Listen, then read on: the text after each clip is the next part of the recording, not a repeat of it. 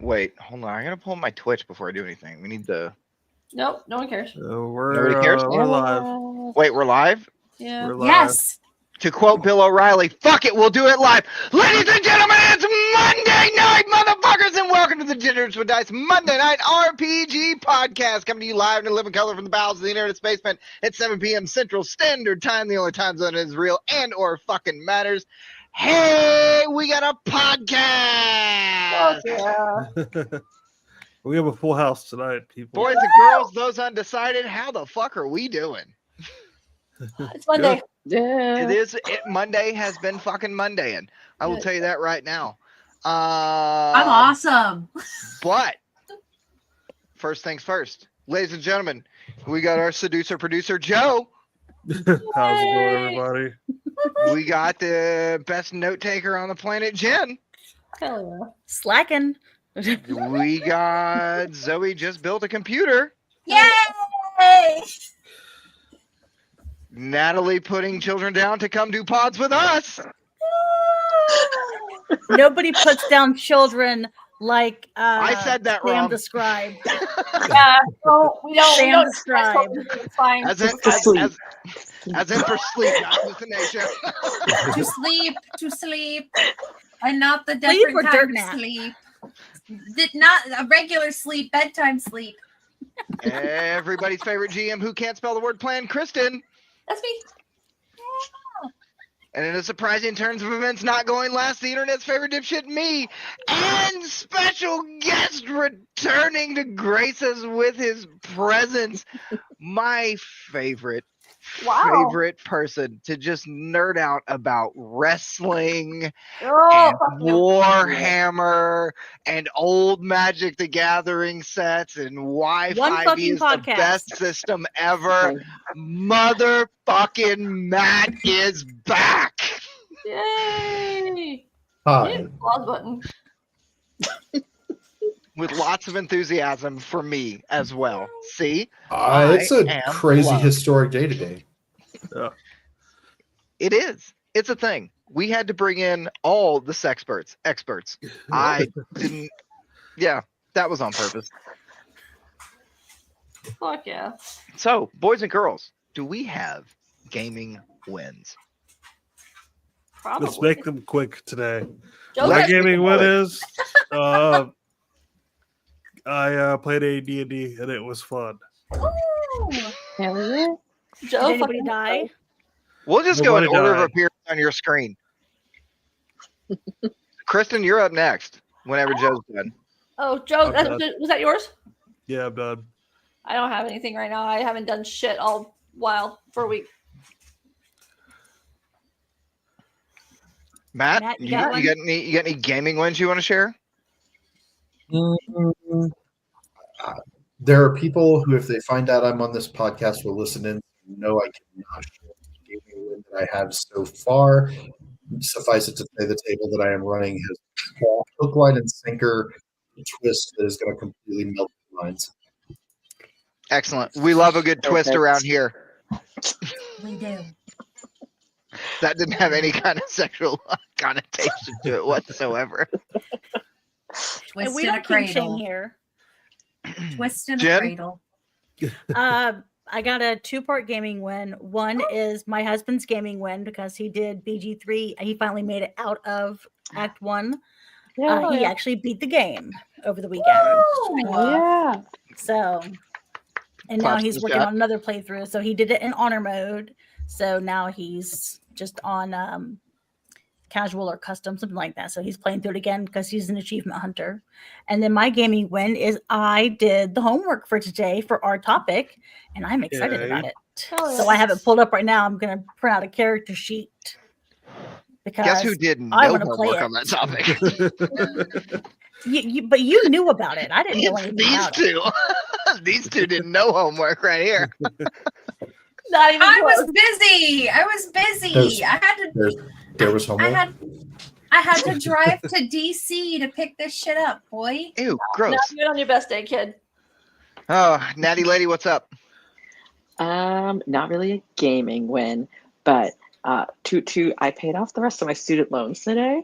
Hey. And That's go. a huge achievement, And though. it is. And it's a Let's gaming go. win. Fuck the You U.S. say, government I for can being in higher education.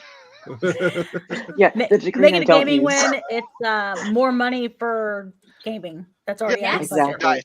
More money for dice. More money for games. Yes. Zoe, what about you? I mean, other than like this grand spanking new PC, I not only finished Mass Effect 1 once this week, but I had to finish it twice. And I managed to finish it within 3 days of us doing this because I found out that the only way that I could play with the DLCs was on Legendary Edition. So I had to re-download. I prayed to the game gods to allow me to transfer it in on Legendary Edition. No. So I had to replay the whole fucking game all over again. So I was a little miffed, but now I can play Mass Effect 2 and enjoy myself. Hell yeah. Hell yeah. All right, Noah, what's yours? My gaming win is, even though we had to move servers on Dune, we are now further than we were, and I will not be doing anything other than this podcast, watching wrestling, and working, except playing Dune from now on. Spice up your life. If you need a guild, holla at your boy. You can be in Spice World 1 or 2. The original 5 girls are taken, but make it slutty. We'll let you in. It's cool. I'm good at I was that. about to say, like, Will's been playing the shit out of Dune. So, like, maybe I'll say, like, hey, my friend Noah would love to play with you. And then Yes. you can razz each other all the time. And then Yes, Will's gonna absolutely. get freaked out. Be like, no. Will legitimately, like, he'll come home from work as working on night shift and play for like 4 hours and then only get like 3 hours of sleep. Because he's like, Yeah. I gotta grind the spice. Oh my Yes. God. The spice must fucking flow. It does. The spice All is right. what- Boys and Oh, we girls, got cow already. We get, got cow. you get started. I am going to go get my plate of food real quick and mute my microphone while I step away. Alrighty. There's the But in picture I was continuing a looking for. Oh, time-honored there's the old one. tradition, I thought you were gonna do the old one, like a Matt before and Session. after.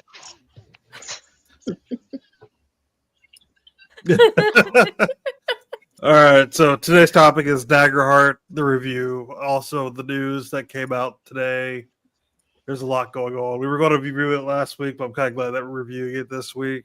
Yes. I'll give my first 2 cents is that I don't hate it. That's impressive. Don't hate yeah. it. That's good. I don't hate it. It's still not my cup of tea. I'm more of a sci-fi guy than a medieval fantasy guy, but rules-wise, it's not bad. It actually has some really cool ideas. So, Hell yeah. Like what? I like the hope and fate system. I like how combat has no initiative. I kind of really like that. Ooh. What do you wait? What? Yeah, so like essentially the way combat works is the players go and then you have a hope die and a fear die, and you're always rolling both of them together. If your fear die is higher than your hope die, the GM gets to act. So when their fear die is higher, then that's when you get to attack a player. Oh, that makes sense. And Okay. you could either It was attack kind of them. it was like the way that I saw it explained was the fear die. When that's higher, the GM gets a danger point. Whereas if Yeah. Yeah. if the hope's higher, you pretty much get a hero point or inspiration Yeah. point. Okay. Yeah. Mhm. Sorry to interrupt you, Joe. Oh, no, that's a great way of putting it. That's And you can either use attack with enemies or you could use the environment. Like the environment has stats too. Ooh. And you could use that to attack them as well. So it was actually kind of an interesting. Hell yeah. It's an interesting game. And then yeah, the campaign frames are interesting. I've already seen some custom made ones like mecha and all that, and the mecha really interests me. So I can see that being fun. The thing I don't like is the cards. I don't like the cards. That's really my There's- big issue is the cards. There's like 50 of them, isn't there? Yeah, there's a lot. There's a lot. Yeah. Yeah. There's only going to be more because they're going to be adding more and more Yeah. classes and settings and everything. And now they got Chris Perkins, will probably at least get some vampires going there. I love vampires. Okay. So, anybody else have anything they want to add to that? I added it to my Amazon cart today.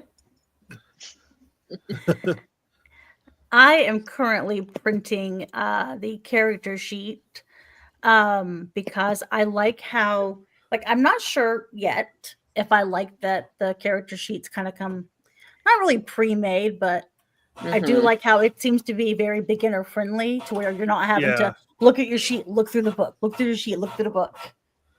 Yeah, and Yeah, it seemed to be which is a the separate ones are the classes.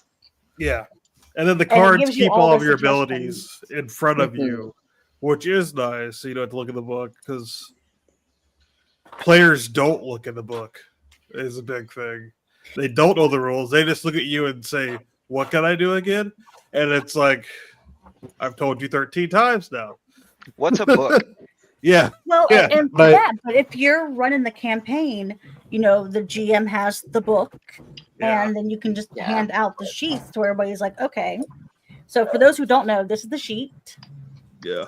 I have So a journal. the sheet, and then the back has some nice, helpful information on it. So I just print off the bard because you know, course. hashtag bard game best gang. Card I game, wanna card play- game. I want to play the turtle, the ribbit bar. The ribbit bar. That's what I it was. saw that. what I Very wanted. excited. Oh god, it's so cute. Much excited.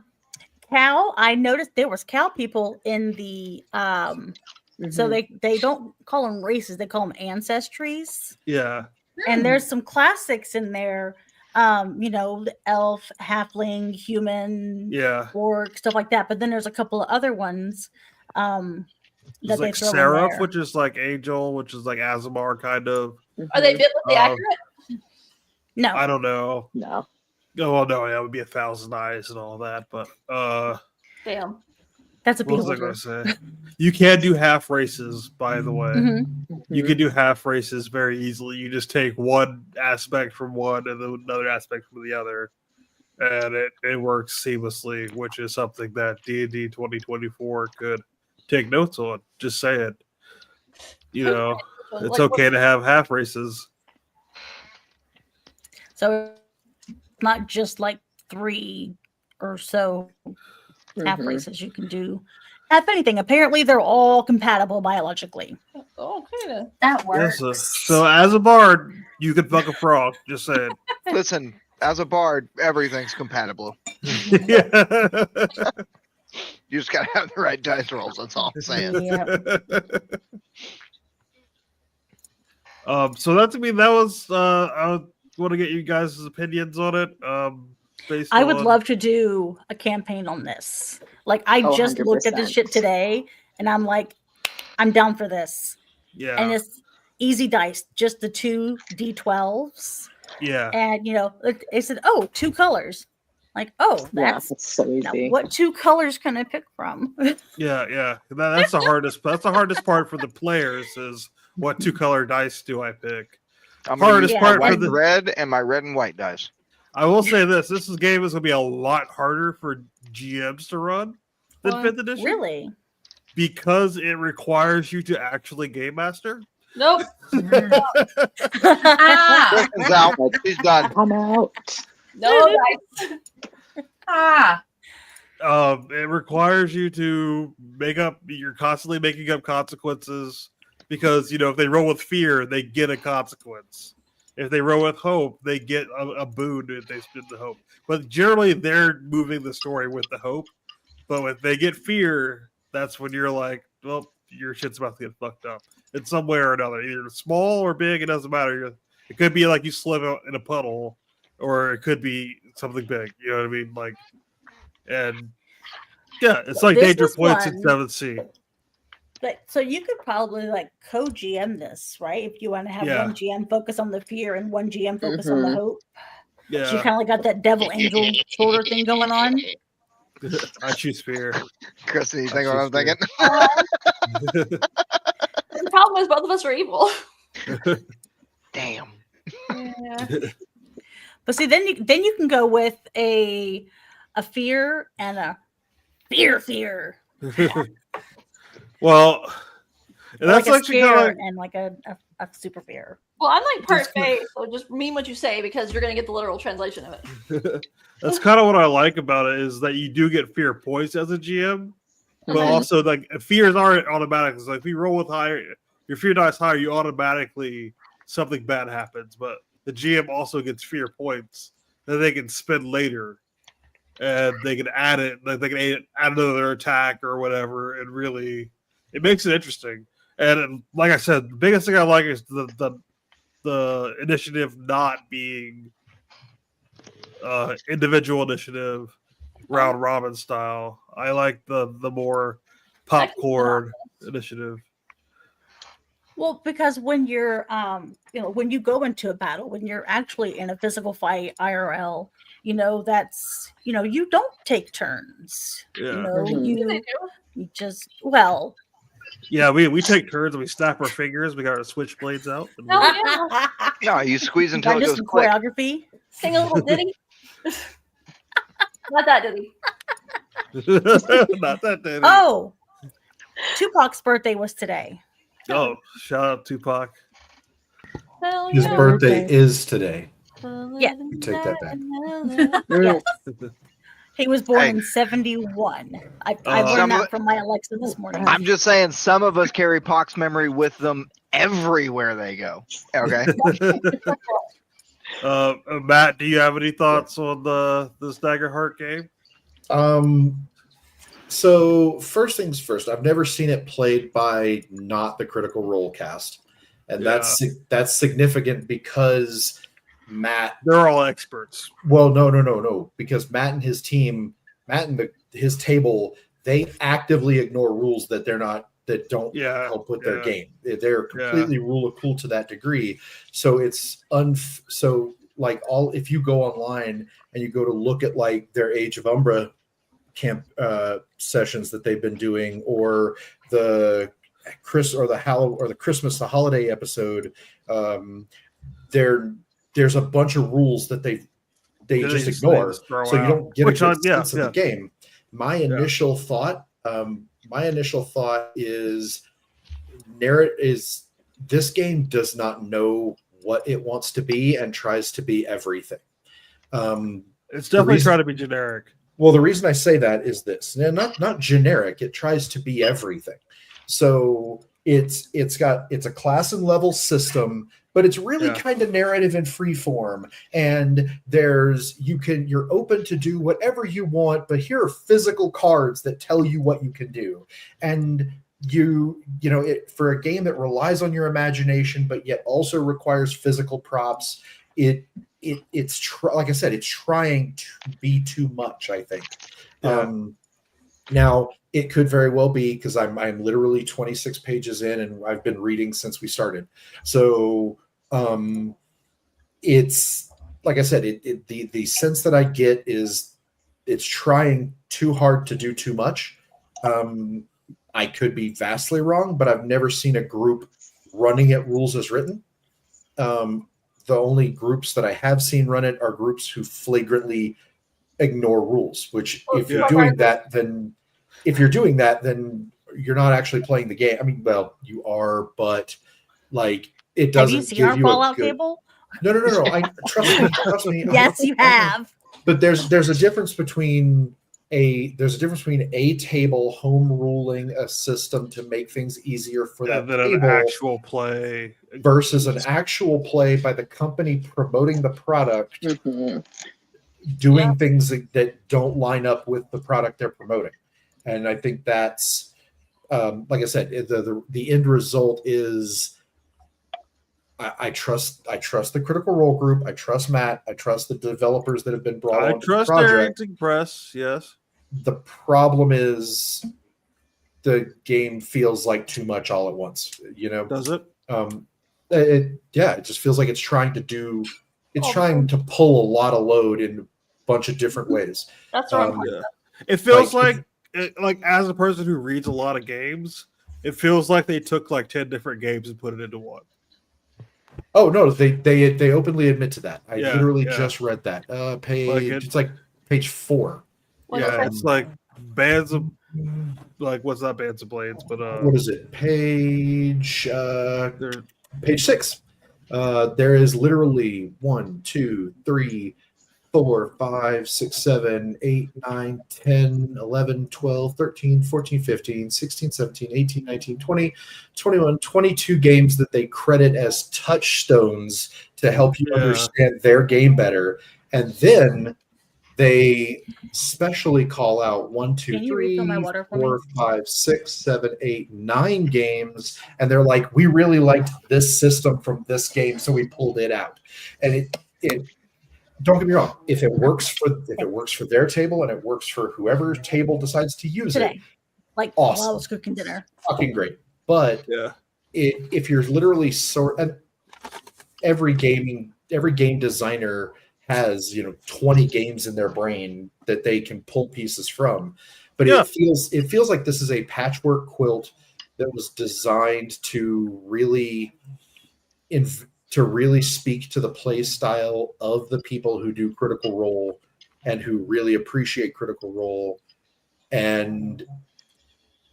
But if you're this is not a starting system. So say based on what Matt just said, like if it's a brand new GM, they can't sit down and run this game. You could, but it'd be really hard. It'd be really hard. Without ruining it has the same thing that most narrative games have, is that it's really hard with the vagueness. Like you have to have a certain level of give with narrative games that most GMs don't like because it's sort of nebulous and you have to make up the in between, the gray area. Yeah. And they're leading heavily into that narrative GM space.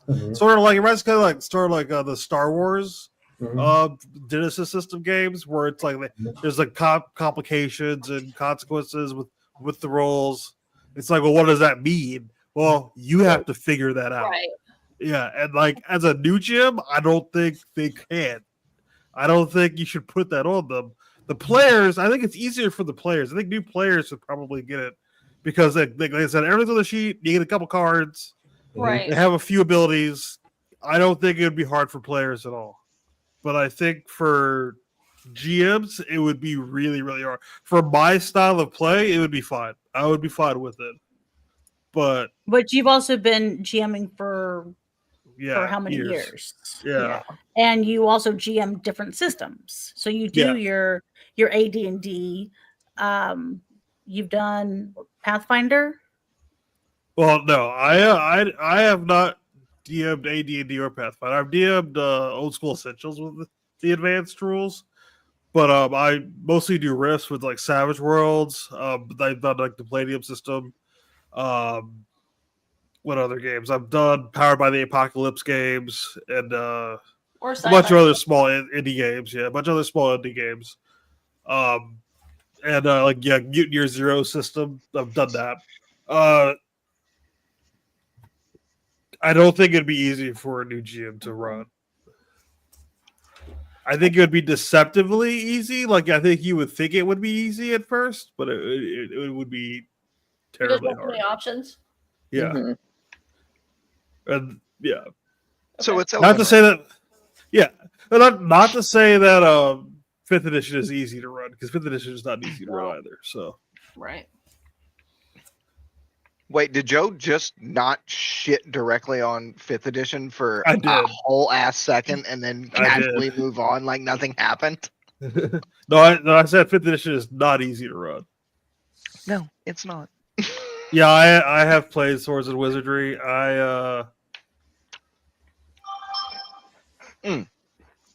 Yeah, I also have ran Neon Lords many a times. I have all of the books for Neon Lords. Pro tip. What's up, Sidok? Sidok, you guys should watch his channel, by the way. Shout out to him. Okay, so I have a question as someone We've who has had dude from Neon Lords in this podcast before. Yeah. Mm-hmm. Brian is a friend of the show. Mm-hmm. As someone who's literally did no homework on this. Okay. From what I am hearing, so like my question apparently is, the folks in the middle column just yes. Hey. Yes. We were off our game today. Okay.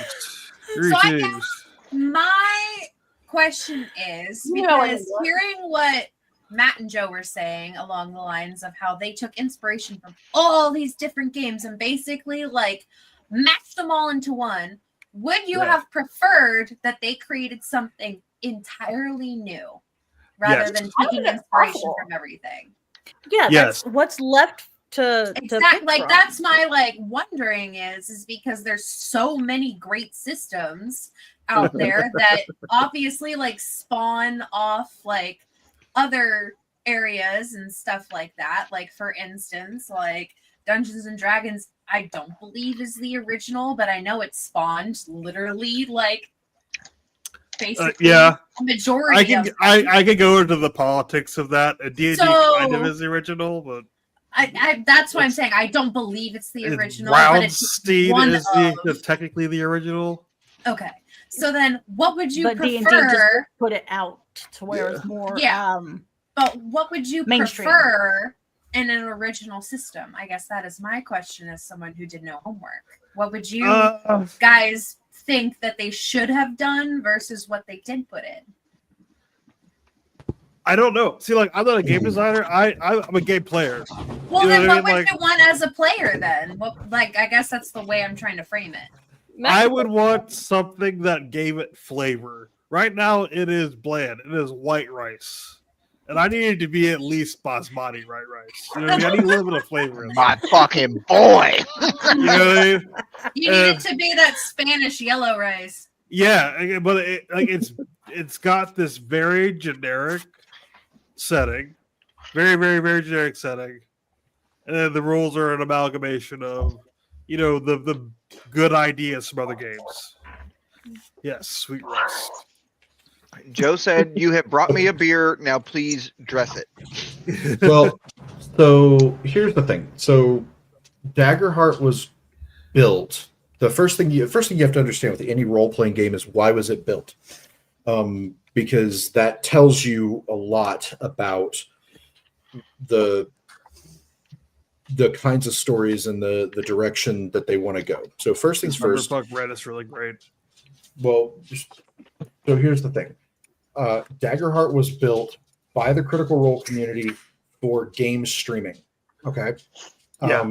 It wasn't really designed for, well, I mean, I say it wasn't really designed for campaigns. They run multi-year campaigns anyway, but it was designed to be flexible enough that their table can manipulate it to whatever genre they want to, whether it's You could play sci-fi. whatever the Obscura versus the Age of Umbra versus if they do campaign 4 in Daggerheart, which I don't know why they wouldn't at this point.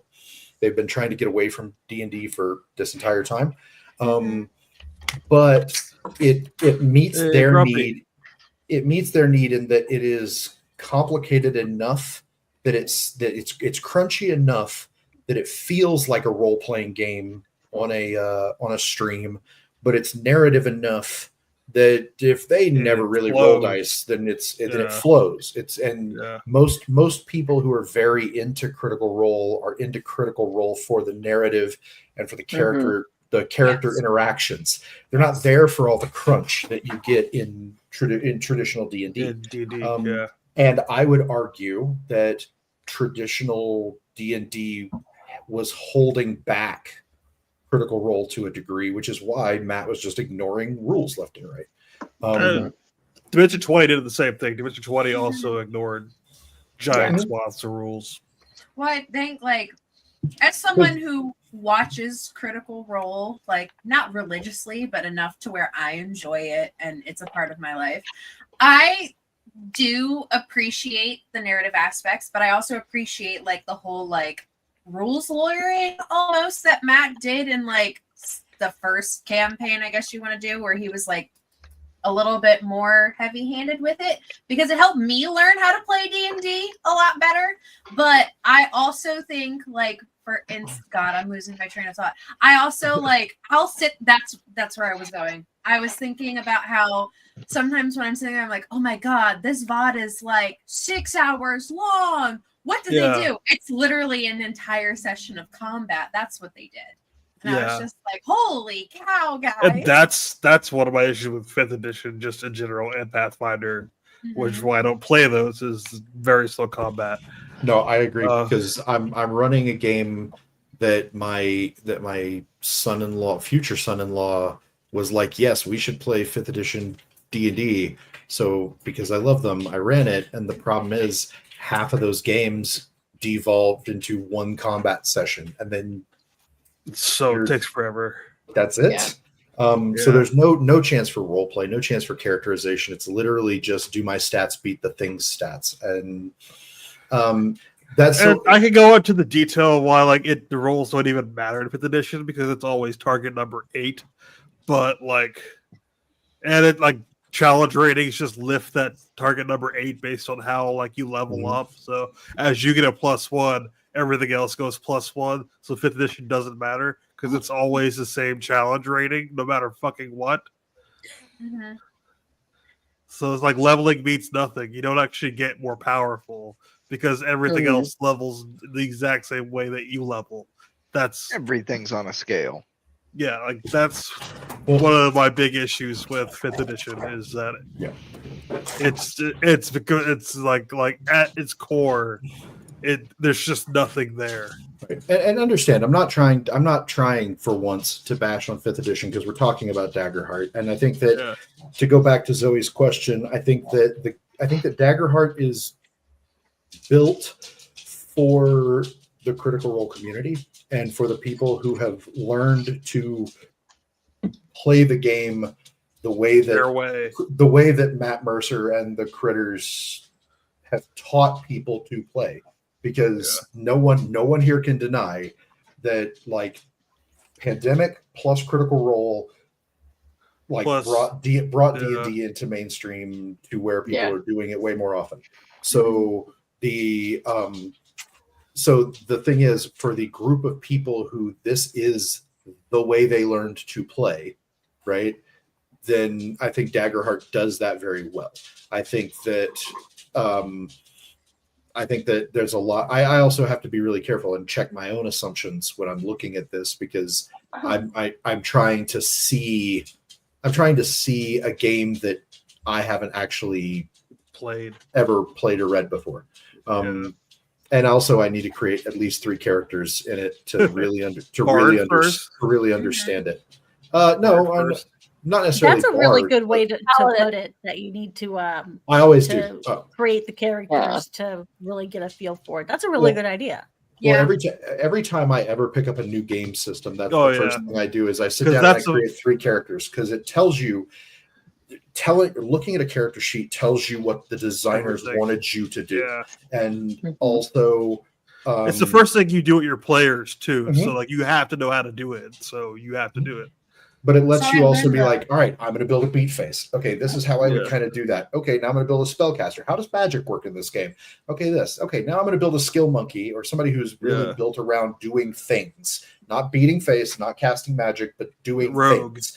How do I make those? How do I make those characters? What really? And do either of these guys? Do any of these characters feel deficient when I'm done with them? Because that tells you something. Like in Zweihander, they don't give a shit really about your skills. They want to know how you fight. Zweihander doesn't give a shit about anything though. Zweihander is just like. But what I'm saying is the job is to fight. So therefore, we don't really pay attention to skills. Fuck skills.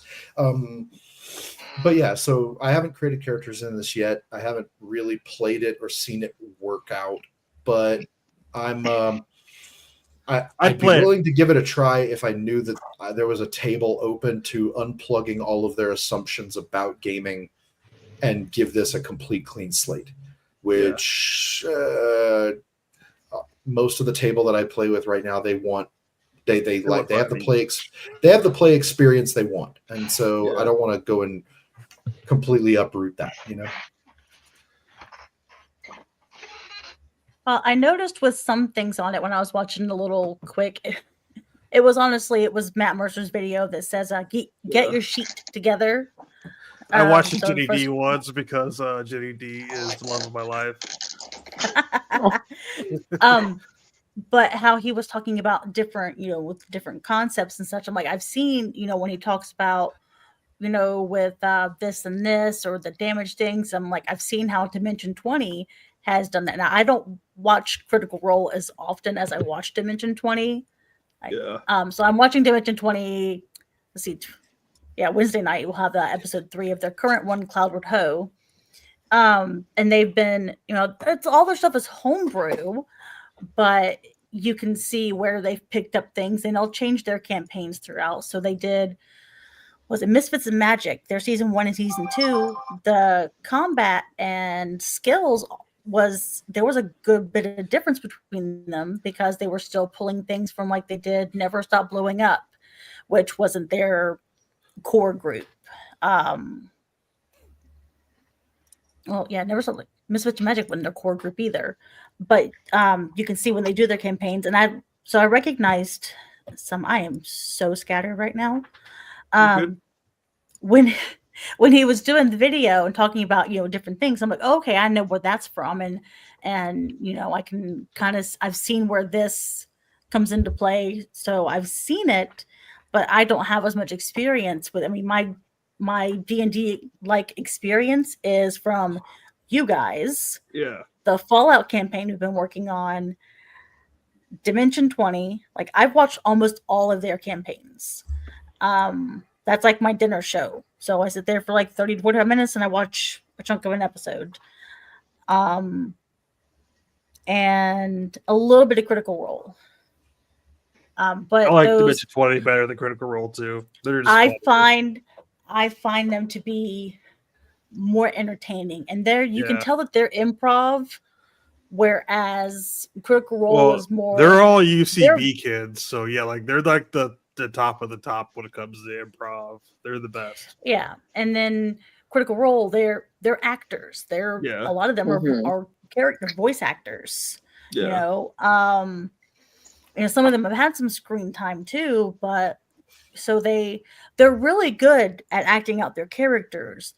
But the goofiness I don't see on them as much. Yeah. There's some here and there, but for those that like some silliness in their games, I think Dimension 20 is definitely a better way to go with that.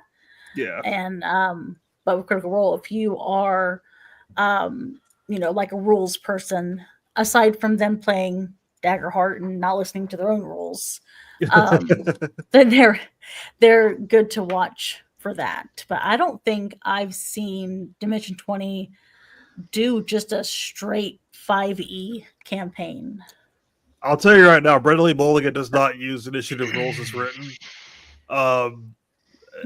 which is like a godsend because like the last thing I want to hear is initiative every 10 minutes.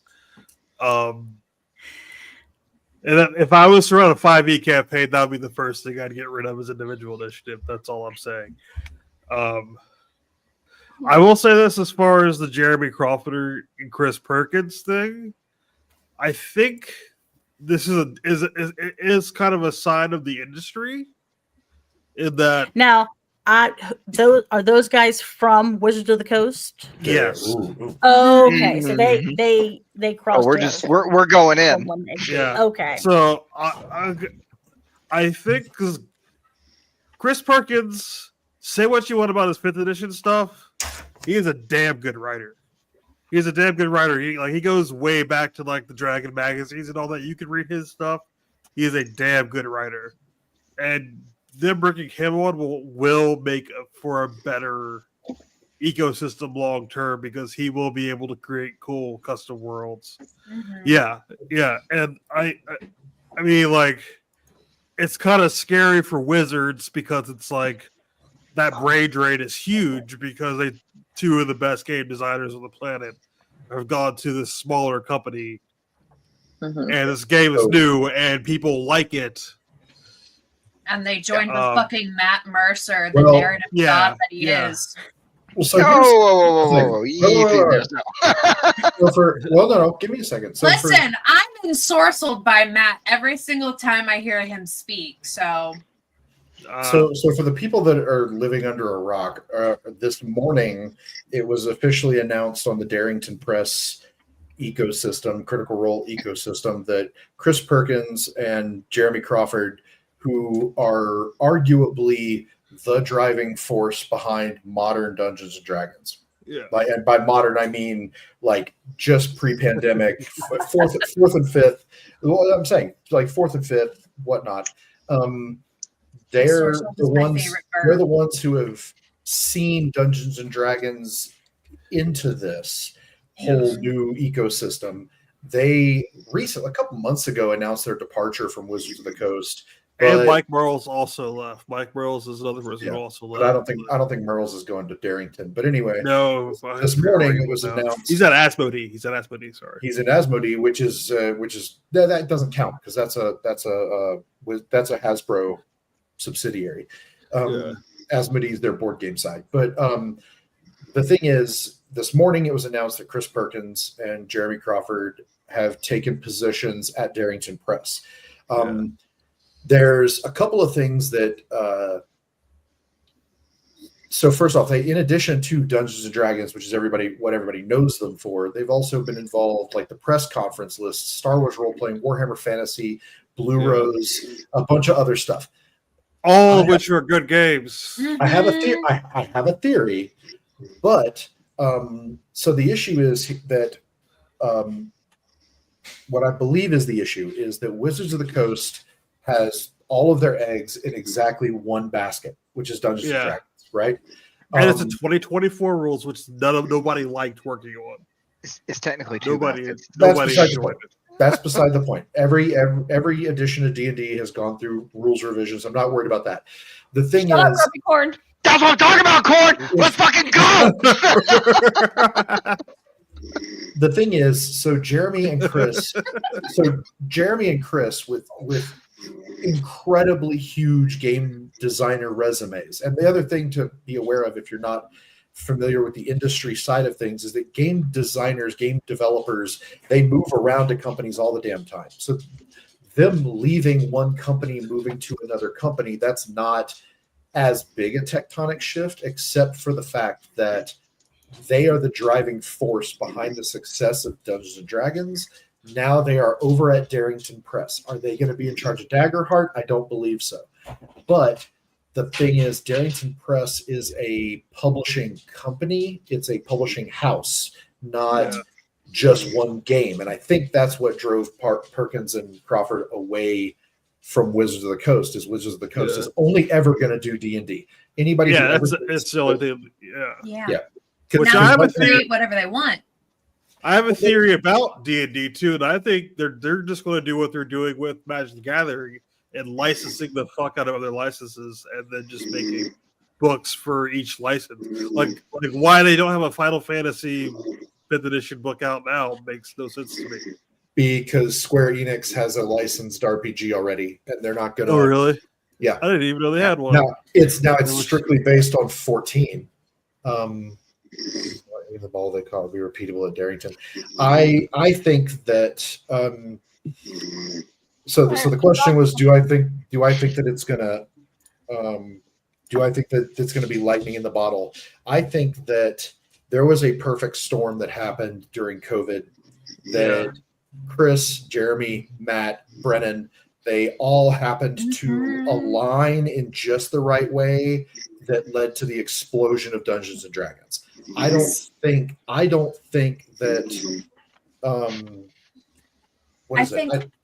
I don't think that Daggerheart's gonna be the D&D killer. No, absolutely not. But I thought it at least twice today. That's it. It'll give it a run for its money. Mm-hmm. I don't really think so. Yeah, It's shooting for the number 2 spot. Here's what I will say. I don't think that Daggerheart is going to ever be the D&D killer. I think D&D is going to be the D&D killer. But I also think that Darrington Press is going to be now in 2025. Darrington Press is going to be what White Wolf was in the 90s. Cool. It is going to be I haven't heard of White Wolf before. Cool wasn't what I was talking Vampire about. the Masquerade. They used to throw raids. They used to throw raids at Gen Con. They were the thing is this, like creepy goth kids. Right. So the thing is this, like TSR and Wizards of the Coast, have been doing this for a very long time. But in the 90s, Yeah. White Wolf came out with the World of Darkness and Vampire, the whole modern Gothic horror type games. And they were easily the number 2 brand through the 90s, early 2000s. Then some stuff happened. They kind of fell off. I think that I think with the addition of Chris Perkins and Jeremy Crawford, Darrington Press is going to position itself as the White Wolf for this era. Because I also think that Matt and that whole team, they speak the language of this generation. I know that sounds generation, but they speak the language of this generation, and I think that of generation of gamers, and I think that is going to translate to success for them in the way that language of this generation of gamers. Right. But what I'm saying is, I think they're gonna represent this generation more than Wizards of the Coast tried to, because Wizards of the Coast in the last couple of years has rounded out its hard edges, trying to be a mass marketable product, and ended up turning into the "Hey fellow kids" thing. Yeah, I mean, like I said, I like my rice with a little bit of flavor to it. I like it. And D&D 2024 is white rice. It is white minute rice. You know what I mean? Like it's safe. It's safe. It's flavorless, and I could go without it. I can kind of see that. I think there are some areas where you're incorrect. However, I'm willing to let that play. But anyway, no. I think it's going to be I think it's a big thing. I think it's a tectonic shift in the industry when big names move companies. But I think that this is going to be a big move for Darrington Press, and I have no idea who's going to fill those seats at Wizards of the Coast. They don't need them anymore. Basically, Tabletop took the win with BG3 and said, we're going to do the video game run. And now it's not about the studio or platform, but it's about the director running the fucking show. So, we'll all run to a fucking Druckmann run game, salivating at the fucking mouth, going, oh my God, what's the next fucking IP? Is my take on this. Mm-hmm. Yeah, I think D&D is going to take more of everyone's going to still play it. Most people are still going to like it, but it is going to take a back seat in a way to other. Other things are going to be the hype. I think what will end up thoroughly putting D&D in the back seat is if Campaign 4 is announced to be Daggerheart, and then whatever Dimension 20 decides to do. Dimension 20 is not going to be a good representation to be the flagship D&D podcast. And honestly, who watches the Wizards of the Coast live streams? Nobody. So oh my bad. No. I didn't realize they had. I didn't know Wizards of the Coast had live streams. No one watches them religiously. They used to have a great. Who's the guy who runs their shit? Oh, I love you, Grumpy Corn. I mean, my whole day. They used to have great actual plays and all that, like 5 or 6 years ago. They were all over Twitch and everything, and then they just stopped. Mm-hmm. But they were doing a lot of Satine Phoenix was part of it too. Wizards does not have time to do a lot of other level of my life and shows and other things. They have plenty of time. They're not writing. They are too busy bringing in every franchise on the face of the planet to Magic the Gathering, making me spend thousands of fucking dollars every month. They don't have time for this shit. But those are different teams, though. They outsourced to the Pinkertons, though. But I am just waiting for the SpongeBob D&D 5 5.5 books. Sign me the Listen. fuck up right now. Listen, That's what they're going to do. That's the direction And I they're was like, going to take take. my money. Take it. listen. You know that. There was one time I made a viral tweet, and I was like, "Hey guys, describe to me your D&D characters, but only if they were like Disney characters or some shit like that." And then I found out that people, because it's not something that is made under Dungeons and Dragons yet. That's how I'm gonna know when they sold out is because people hand make character sheets about Disney characters, so you can implement them in your games, and they're not like D&D certified. And I was just like, that's when I know when they officially sell out is when they sell themselves to Disney. And Disney has they're like I the love king Disney. of licensing. Yeah. Like Wizards there's has going to be a technically sold Kingdom out to Hearts Disney. D&D. Yeah, there's going to be a Kingdom Hearts D&D. The Final Fantasy, Oh I my think, gosh. is kind of. But like when I But- start seeing like officially licensed like Yeah. Gaston as your villain character Yeah. sheet, There will be. Hercules character sheet, There will I'm be. gonna fucking flip my lid.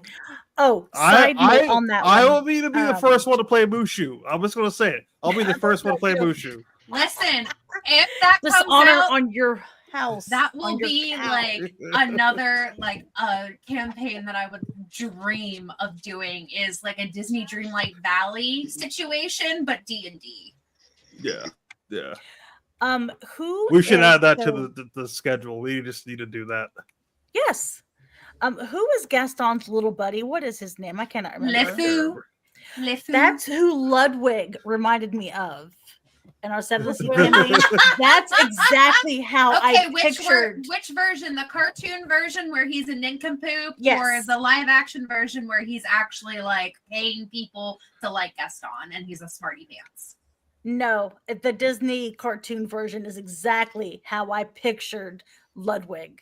But extremely tall or extremely short? Short. I pictured him as a tall, like tree trunk of a man. No, I No, just I pictured saw. LeFou. That's all I could see was LeFou. Just tiny LeFou. Yeah, that's it. That's all I saw. And I don't know why. I haven't a clue why, but that's the Once you image have the that pops picture into in my your head. brain, that's the thing that pops up. But And I think he was in the book. I could have looked in the book. I'll I'll say it like a million times over. Why they haven't done that yet just makes no flippant sense to me. It just makes no sense why they haven't done a D&D crossover yet. I think it's Like- because Disney doesn't want to share their can't. licensing rights. Exactly. That's exactly right. Because if Disney, But I that's think that's why that's Disney- the only way they're going to make money. but I don't that's think why D&D That's the only way Disney's going to make money?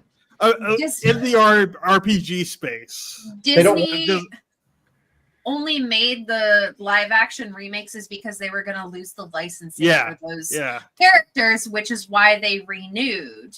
yeah. Like for instance, like I think what was the first one? What Lion King? Cinderella? Oh. Cinderella was the first one. I Cinderella was think? the first Oh yeah, live that action was one. that was And way. that- was there's long been, ago. That was like 2015, 2014. Live And then action Cinderella?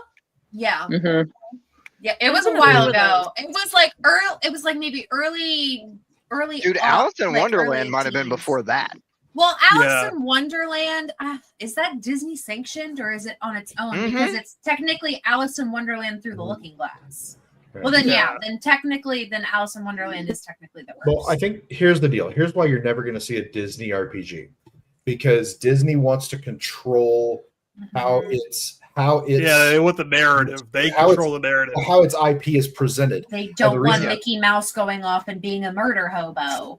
Yeah. Right, because like for example, one of the first things that I when they first released the Star Trek Adventures RPG, which is a phenomenal RPG, but they had an actual play, and the chief medical officer was like low key dealing drugs on the side to her crew, and that right there is like not Star Trek at all.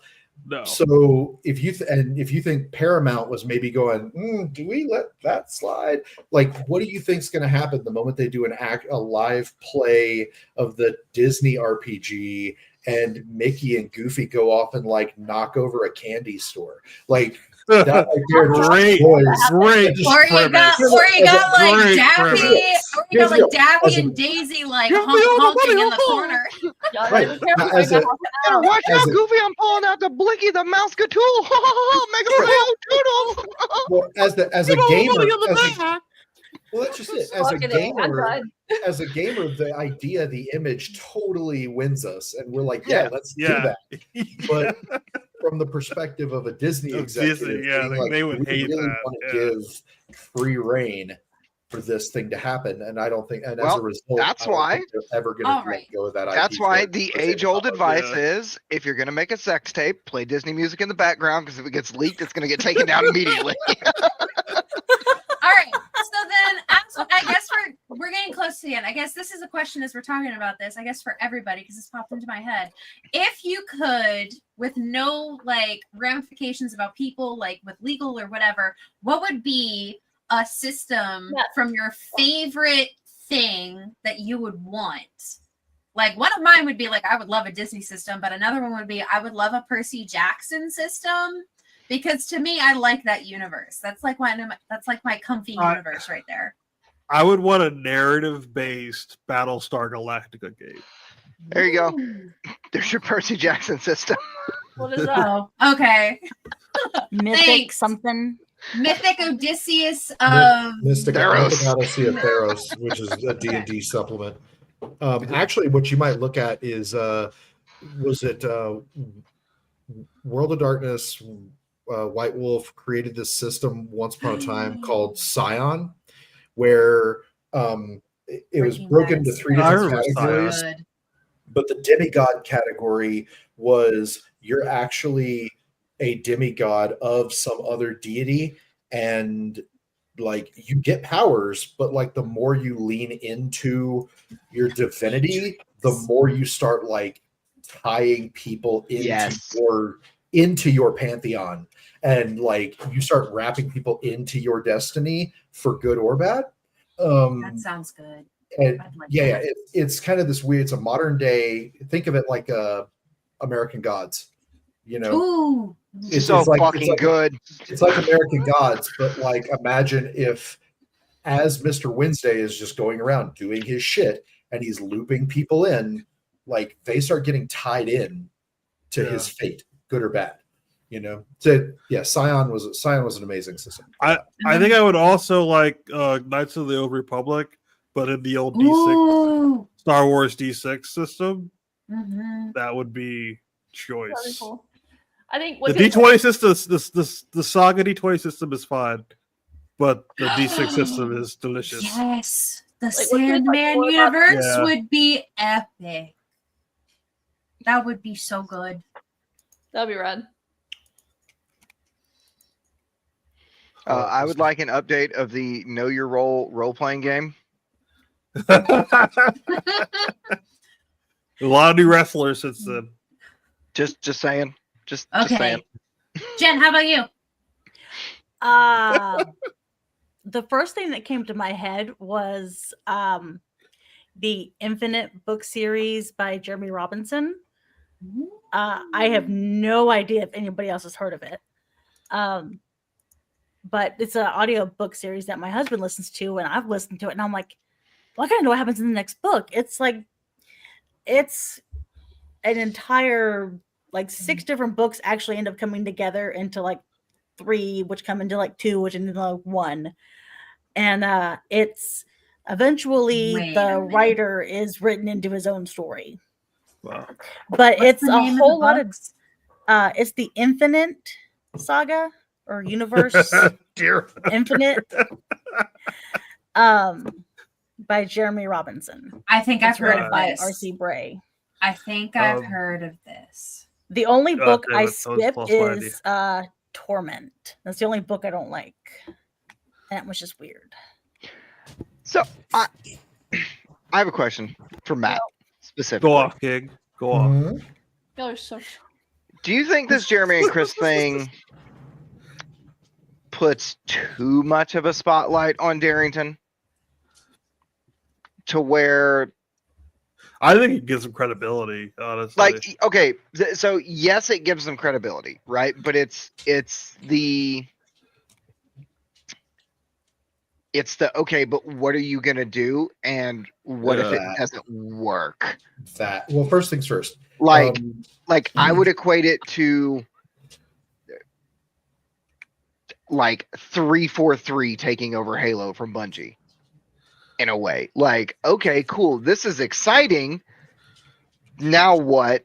And then, okay, well, that probably could have been better. And then by the time we get around to fucking Halo 5 Guardians, everybody is revolting and begging for Kiki's head on a stick, where it should be, outside my front door. I'm just saying, how dare you bastardize and ruin my fucking franchise, you evil bitch.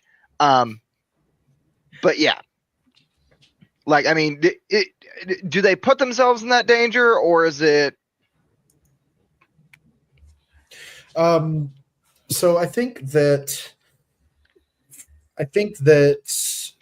it is a position that Darrington Press has been in before, and I think that we won't know until there is a Chris/Jeremy based product.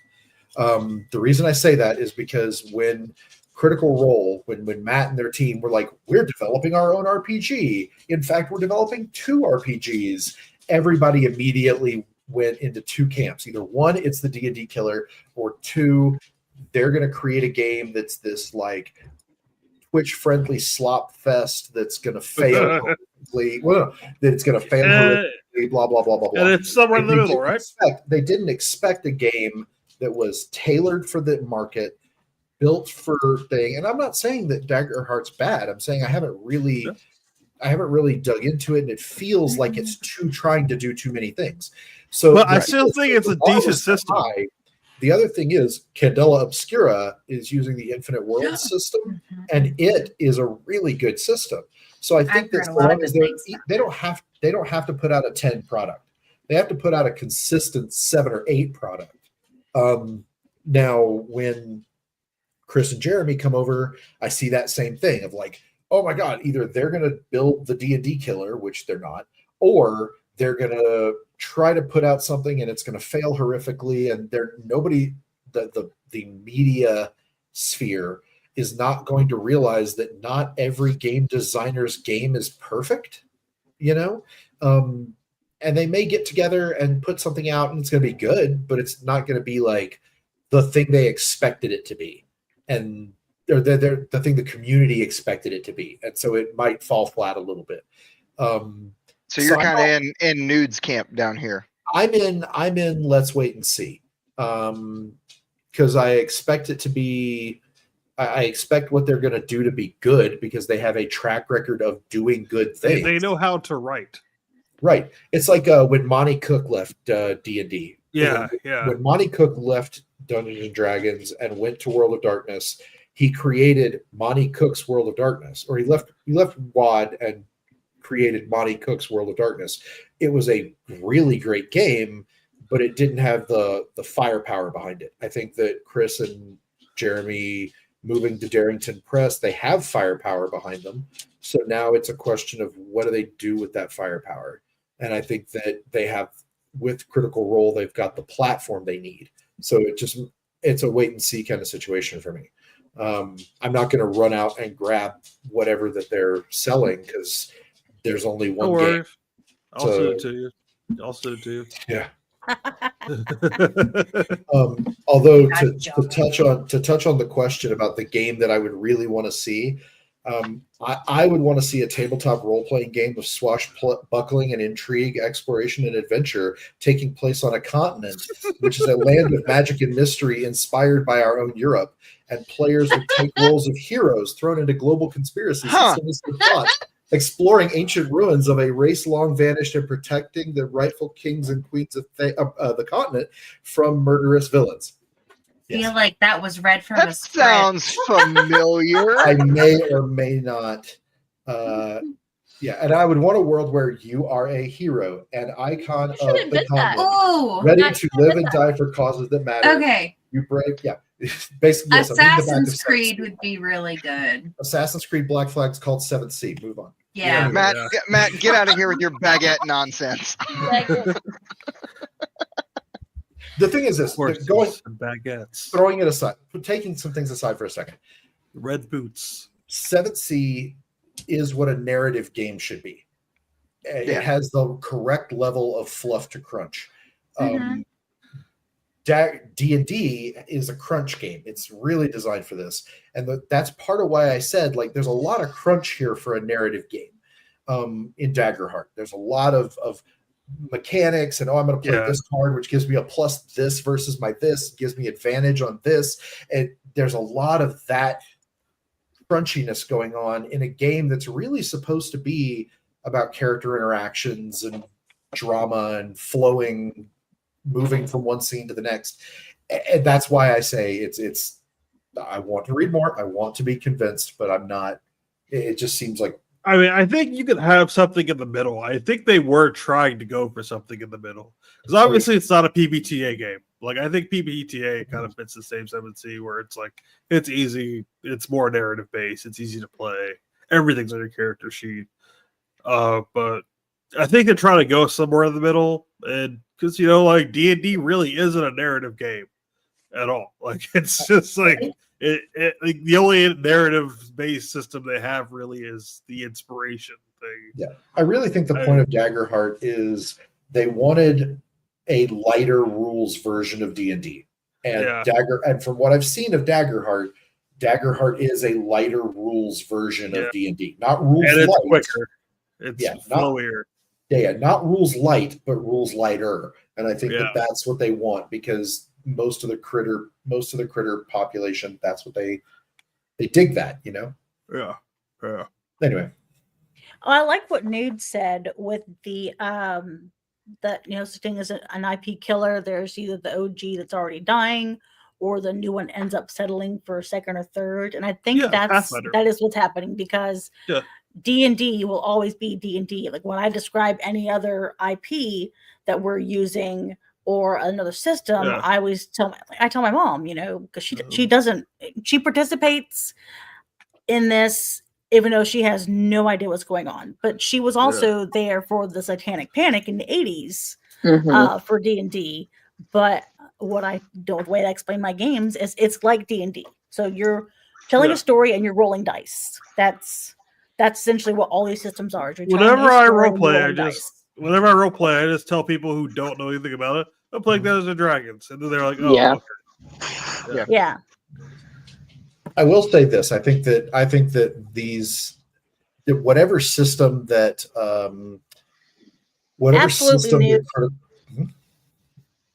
Wait, sorry, Matt. I've got it balanced because my computer's dying. I'll talk to you guys later. Okay. Bye, Kristen. All I was going to say is, with the loss of Chris and Jeremy, I think exposure of D&D is going to start falling off, especially if Critical Role goes to Daggerheart, and then depending on what Dimension 20 does, then at that point, who do you have in the Twitch space? You have my brother, and me, which I don't know the last time that actually was doing anything. So, I mean, you also have the Larian crew that has just started up. Yeah, like those guys are. I mean, I don't think there's going to be there isn't a big actual play scene. There's just the big two, but I think that everything else is like less than 3,000 viewers at most. But I think that with that goes with the exposure and the really pushing, because the other thing is this: the DM of Acquisitions Incorporated was Chris Perkins. And I was it the current person who's leading the Larian crew, which is the voice actors that do BG3. That's Aya Ibrangar, and she is a Critical Role GM, and they're all voice actors, which puts them in the same orbit as Matt and their crew. How long before you get Neil Newbon over in Critical Role and it's over? Like, because wherever Neil Newbon goes, like that's an amazing game. So I think that's going to be a thing. I don't know that they're going to get the exposure that they. Welcome back. Back. Hey, We lost to I mean, Kristen. What happened? I do think that they might be able to unseat like Pathfinder Second Edition. Pathfinder I mean, never wants attention. It's just going to do its job. Yeah, but I'm just saying like, they may be able to get that second spot. If they're not going to kill D&D, but they may be able to get that second spot. Yeah, I think if anything like- kills D&D, it's gonna be D&D. Themselves. D&D's doing good. They're doing a great job of killing it too. They're doing a great job of killing their own game. Like, I mean, you also have to think like until they're selling Daggerfall T-shirts in Walmart, like, you know what I mean? yeah. I can run to Walmart and buy PHB, fucking Monster Manual, D&G. I would be surprised and a if they fucking T-shirt. sell Daggerheart in Walmart eventually.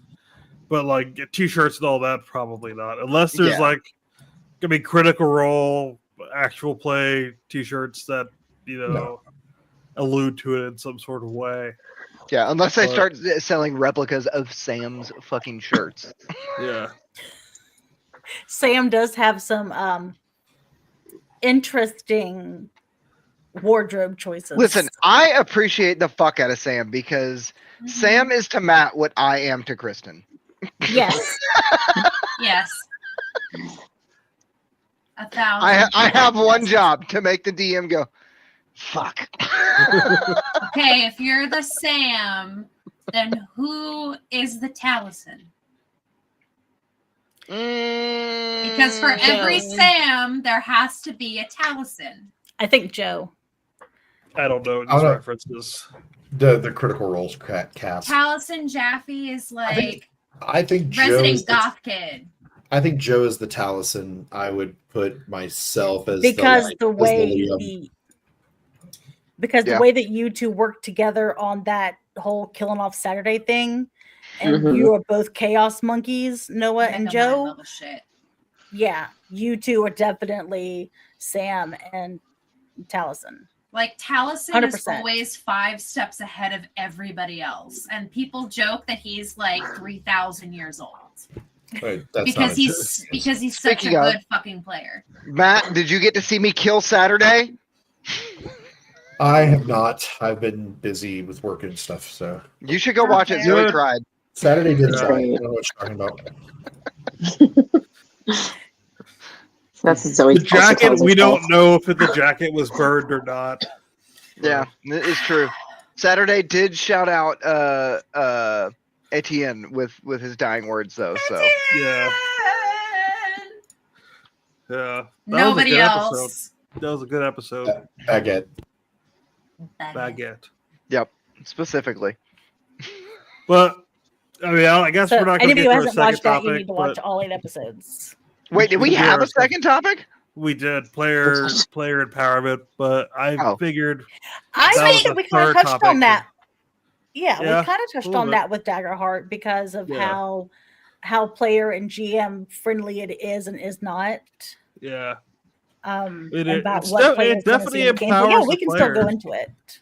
I mean, it definitely empowers the players. I mean, it doesn't. My- I mean, My Is thing is, I once again, I worry that like if you sign Jeremy or Chris, that's great. You know what I mean? That says, hey, we're gonna go in a direction. Like yeah. we have a plan. This is what we're doing.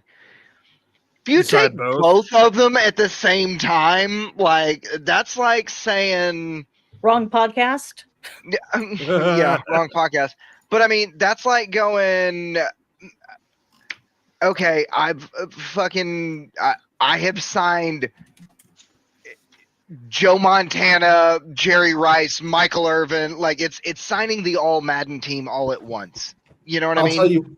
I'll tell you what it is. What signing And it Chris just- and Jeremy, I can tell you what it is. Because prior to Chris and Jeremy coming on, their chief game designer is what's his name? Spencer Stark, right? Which nobody had ever heard of Spencer Stark. Yeah. I mean, yeah. he makes good games, but nobody had ever heard of him.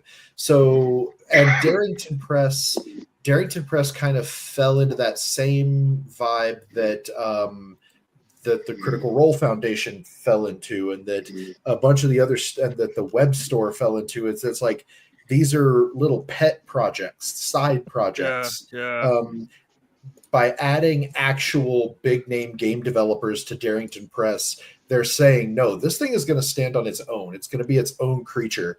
Yeah, they're saying that we're a game company. We're a game. This is a game company. It's an offshoot of what we do, but it's a game company. And I think that it's a sign that it's a sign that they want Darrington Press to be taken seriously. And when you bring on big names like that, that's what you're saying. You know, it's like you're saying, like whenever you want to say, okay, we're out of our freshman year, we're about to sign big names to our team to show that we're going after a trophy, we're going after a pennant, we're going after whatever.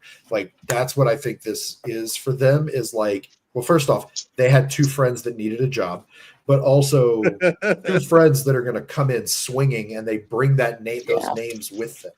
You know, and it lets them know that they're not just playing anymore. You know what I'm saying? Yeah. This ain't no game. It is a game, but pretty much this is a game. Do you think this is a game? I mean, it is, but do you think it's a game? I don't know. I'm just kind of excited. I like the fact that, you know, there are bigger games coming out that are, because there's been a ton of indie games, right? A ton of games with like 1,000 players, which means you don't get to play it. It goes on your shelf and you don't get to play it.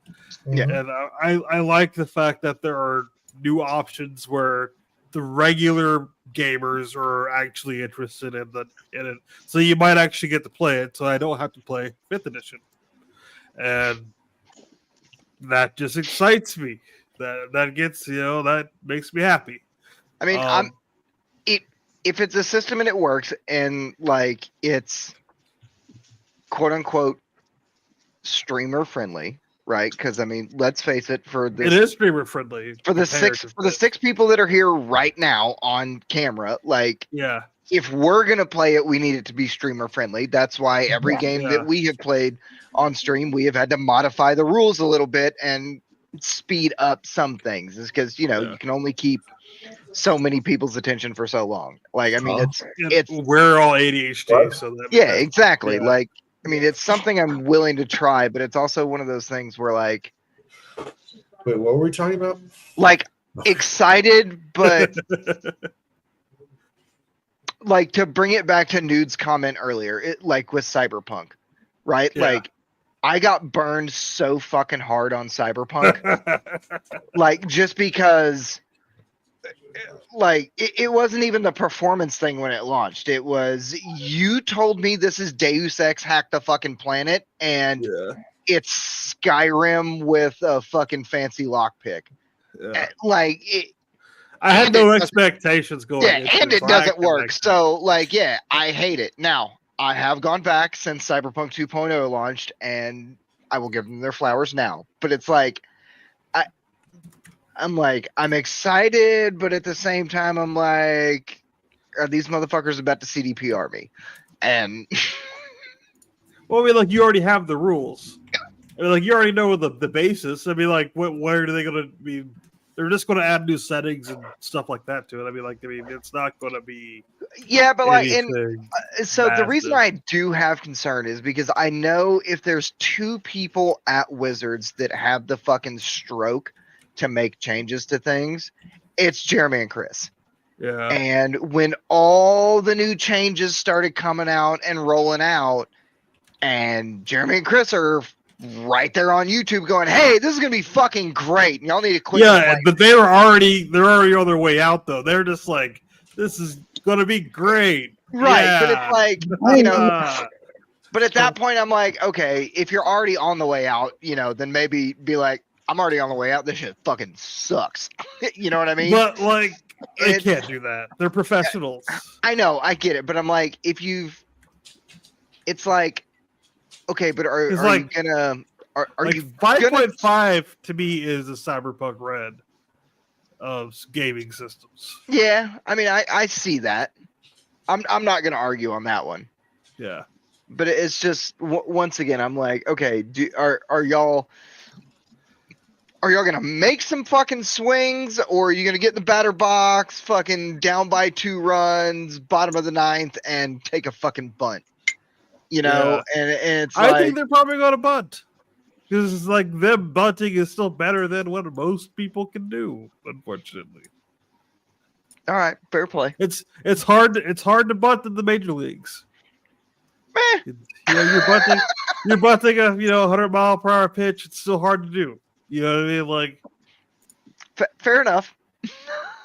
like I Fair hate enough. to say it, but they're probably going to bunt. Well, They're I think the other thing is that the positions they took, because one of them took a creative director, which I'm assuming is of the entire Darrington Press, and the other one took over game director, which I'm wondering if it's they didn't say that. All they said was game director. They didn't say game director over the Daggerheart line or game director It's probably of over a on new both. product. Well, my guess is that Chris is taking over. I think Chris was taking creative director, so he's in charge of kind of the whole ship. And Jeremy is taking over. I would put him under. I'd put him on Daggerheart because. But why would he go on that? Daggerheart when Daggerheart's already out? Or you Because think he- about like because- for expansions Because of they it? gotta have He's still Daggerheart 2.0. No. Because I mean, because this he's is still expansions. shaping. Yeah. And because the whole thing is what they're going to do now that they've already put out 2 new classes since the book published. Yeah, they're going to be putting out tons of like new cards, new But setting books, also, and all of that. the They're setting gonna- books. That's the Yeah. thing. That's why Critical Role's running Age of Umbra right now, is to show like, okay, this is the kind of world, and yeah, there's clankers and ribbits and turtle people and all this other shit, but here's a Dark Souls world to show you how you can go dark with this. It's not just glam fantasy or high fantasy. You can go dark with this. Here's the space setting. Here's the space setting. Yeah. Here's the mecha setting and all that. People are already making them on their own. Like there's a huge community already making stuff for it. Like I can only imagine what professional writers could do with this system. If like it seems pretty easy to make your own shit for it. Like so, I mean, like, and their OGL isn't as flexible as the Wizards OGL, which is fine. I think that's fine. Other people were kind of a little pissed about that, but they got to protect themselves. Open their open gaming license. The rules. Okay. Got it. Which, Yeah, by they're the little- way, the fucking critters threw such a goddamn fit over that. Yeah. They threw a Shut fit your over the fact fucking that mouth. No, they threw a fit over the fact that the OGL suddenly changed immediately with no pre-text. Like, Yes, but let's be real. You and I both know that's now I gotta fucking do shit the way I don't want to fucking do it. This is bullshit. well, no, it was like now. Well, the thing is this: it was now with the deal. We own everything. Coast OGL, they owned podcasts, they owned streams that used that game system. Whereas, say, Pathfinder, and you had to pay them a certain percentage. Yeah. Whereas Like, Pathfinder's or Paizo's Orc, the open record, open role playing, whatever. Their OGL went completely the other way. It was like, no, we're just taking our hands off it. Daggerheart is in the middle. Yeah, but they did it from like the jump, and that's I think the difference. They just don't want they want like some control over the IP, which I agree with. If you're a company, like you don't want people making everything. You don't want the Book of Erotic Fantasy for Daggerheart. You know what I mean? That's what you're going to get. I don't. First off, to hell with you. Tusk Love is coming out next month, and yes, it is. Yes, sir. Oh, he's alive again. Listen, I've felt myself like. Hey, yo, wrong podcast though. Listen, I can't help myself. I need romance in my life. But I mean, I don't know. Like my thing on that particular point is, let's face it, without Twitch/YouTube, there is no It Critical just- Role. Like Yeah, without them taking their fucking liberties. So Yeah. like for them to sit there and go, fuck Wizards, OGL, and then but we're gonna take a hard line in the middle, and no, it's like, okay, guys, shut the fuck up. I think you are sucking your own dick way too much here. You guys are not what you are without Twitch and YouTube and you bending and breaking the fucking rules. So if you're gonna create a new system, guess what? We get to break and bend the fucking rules however we want to and stream it on Twitch because you guys led the way and now we get to follow your example. Sorry. Like, I'm sure what's his legally name- that's not the case, unfortunately. Legally, yes, that's I not know. the case. I get it. I'm just Joe, how many times do I have to tell you I'm a libertarian? Fuck legality. I'm all about principle. But like, I'm sure dude who made fucking 7th Sea did not envision me half naked, purple rain, lightning zapping people.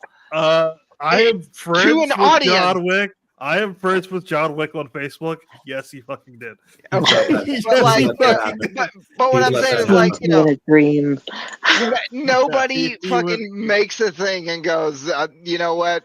This is definitely gonna happen, and like no, but you like have- he would like he's full rule of cool. He would totally be down for that. we'll send him that clip, and we'll have to get his fucking Yeah. personal opinion on it. Yeah. But like I said, I'm excited but cautious. Oh, Grumpy, you know him too? Okay. I don't know yeah. him, no. He's just I'm just friends with him on Facebook, but apparently, okay. Hell yeah, we love that. Everybody loves a dying bard with purple rain lightning zaps. Smolder.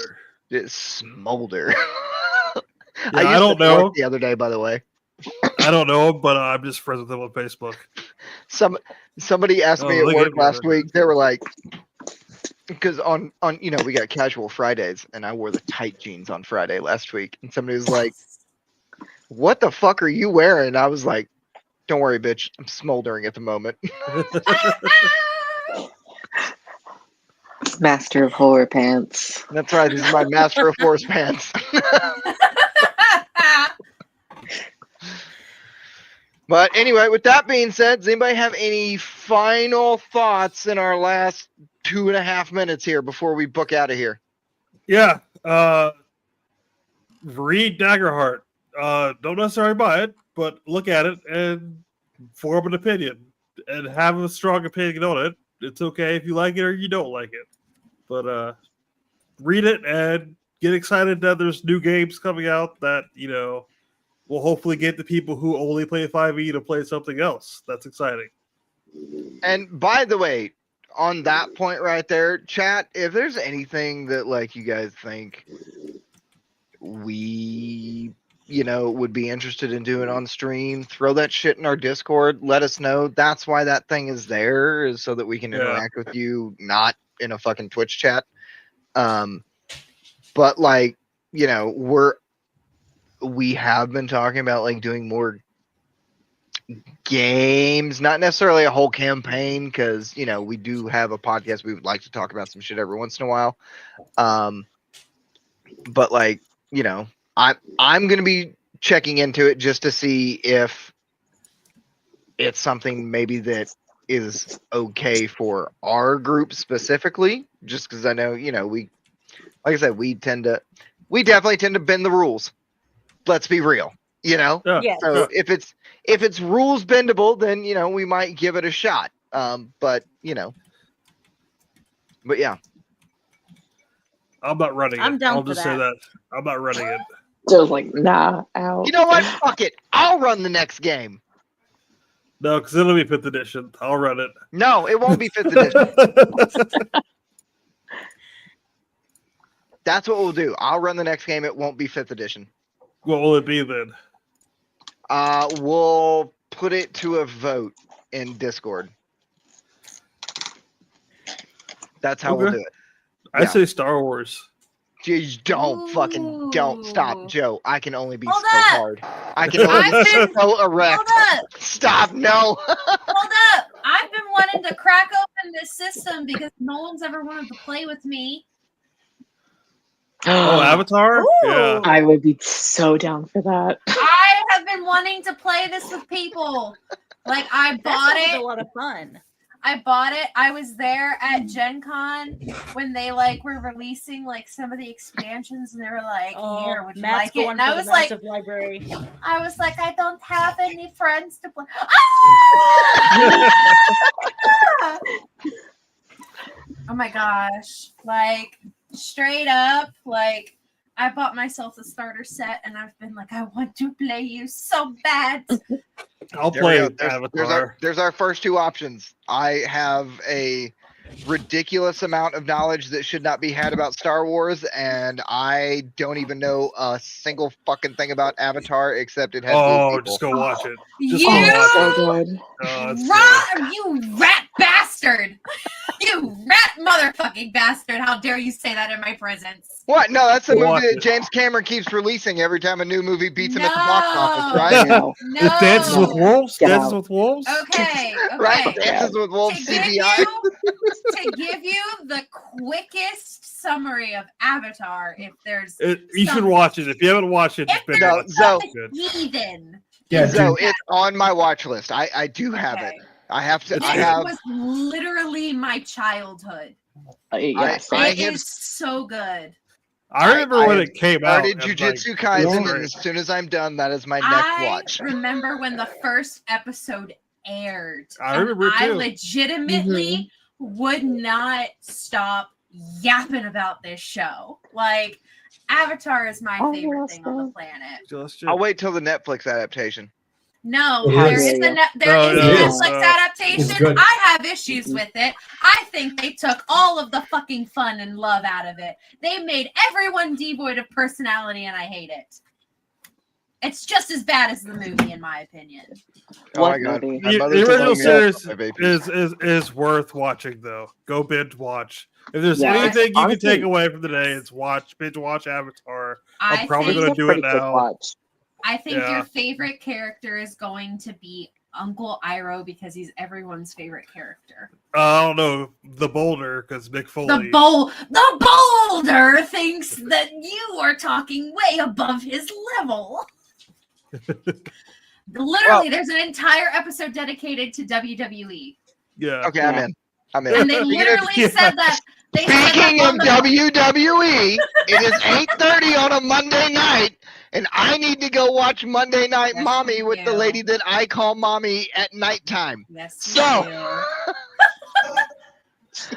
Ladies and gentlemen, tonight you had Joe. You had Zoe. Woo! You had Natalie. You had Jen and Kristen who aren't here, so they don't get as much screen time at the end.